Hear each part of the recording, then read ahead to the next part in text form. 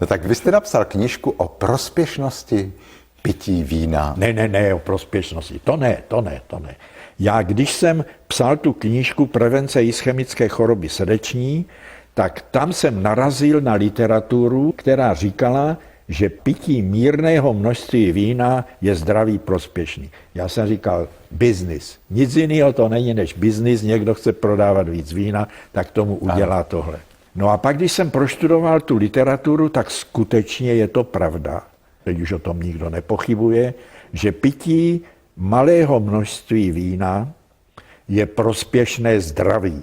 Infarktů je o 40 až 60% míň, mozkových mrtvic je skoro polovina, cukrovky je podstatně míň a hlavně staří lidi se lépe pohybují, mají lepší mozky a tohle všecko. Někdo říká, že to působí proti Alzheimerovi, ale tomu já nevěřím, to není prokázané. Ale to, co já říkám, že je naprosto potvrzený největšími soubory, nejlepšími instituty na světě. No a toto nemůžete přece před lidma tajit, že nejhůř na tom jsou abstinenti. No jo, já budu muset v tomhle směru přitlačit. Já jsem trochu. si to říkal, že... Já jsem pozadu poněkud. No tak... A ta dávka, tak kolik byste tak...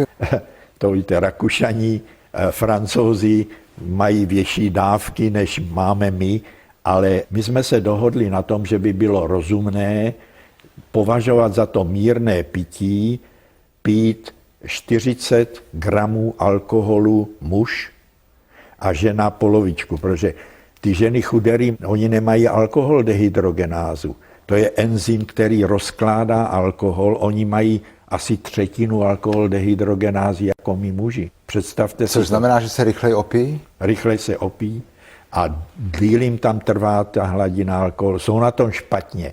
Takže my říkáme, že muž by měl pít 4 deci vína zhruba a žena by měla pít polovinu, ale řekněte ženě 2 deci, když vy si dáte 4, to je těžký.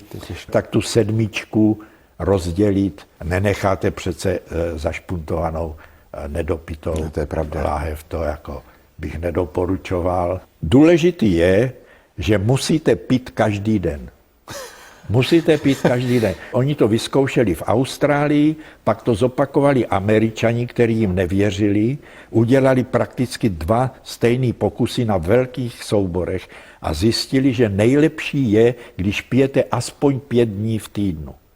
Špatný je, když nepijete celý týden a v sobotu, jako Američani, v sobotu se sejdete a opijete se. To je hrozně špatný. Pít se musí pravidelně. Za druhý, víno je nejlepší ze všech alkoholů. Dělá to alkohol, tohle dělá alkohol, nic jiného. Alkohol to dělá. Ty všechny příznivé účinky. Nejlepší je pít po jídle. Ale u nás, tak to víte, policajti, když budete pít po obědě, tak to je špatný. Takže já bych řekl, že starý římský zvyk. Římani tady zavedli to, že večer po jídle anebo před válkou, nebo před nějakou šarvátkou se popíjelo víno. Takže já myslím, že tohleto malé množství vína pít večer, skutečně nejlepší je pít bílé víno, je to lepší než červené u nás. Nevím, já tomu červenému u nás jednou je dobrý, jednou je špatný. Není to ta kvalita, jako teď jsme byli v Madridu, no prostě tam je to úžasný, že samozřejmě červený víno si můžete dát jakýkoliv. No a teďka je hrůza ta, že oni nám trošku nabourávají ty naše představy o tom, co je malé množství vína. Protože Španělé udělali obrovský soubor, 10 let ho sledovali, vyšlo to v super časopise kardiologickým. Ten výzkum ukázal, že když pijete tak, jak my říkáme, ty 4 deci, ty muži, tak jim klesne skutečně o 60%, až o 60% jim klesne riziko vzniku srdečního infarktu. Ale když pijete víc, tak to ještě dále klesá. Takže to vyšlo před rokem, My jsme říkali, Ježíš Maria, tak co, jak to uděláme? No jo.